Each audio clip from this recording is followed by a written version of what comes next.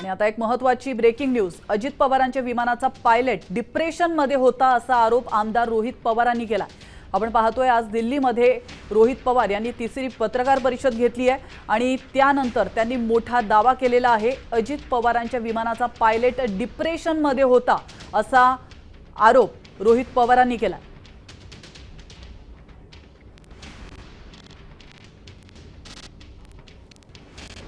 10 करोड़ का वहाँ पे liability insurance है। मतलब जो एंगल हम पायलट का भी ले रहे हैं कि पायलट के मन में क्या था, फाइनेंशियल स्ट्रेस था क्या, क्योंकि 4 से 5 साल उसको नौकरी नहीं थी।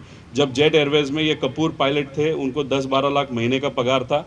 अभी उनको कहाँ पे भी नौकरी न मिलने के कारण उन्होंने वीएसआर को ज्वाइन किया। वहाँ पे उनको 3-3.5 लाख का या 4 लाख का पगार होगा और पर फ्लाइट 20,000 रुपये वहाँ पे मिलते थे। तो डिप्रेशन में थे, फाइनेंशियली स्ट्रेस थे, ऐसे हम सबका कहना है। तो ये लाइबिलिटी के बारे में उनको मालूम था कि वो भी देखने की जरूरत है।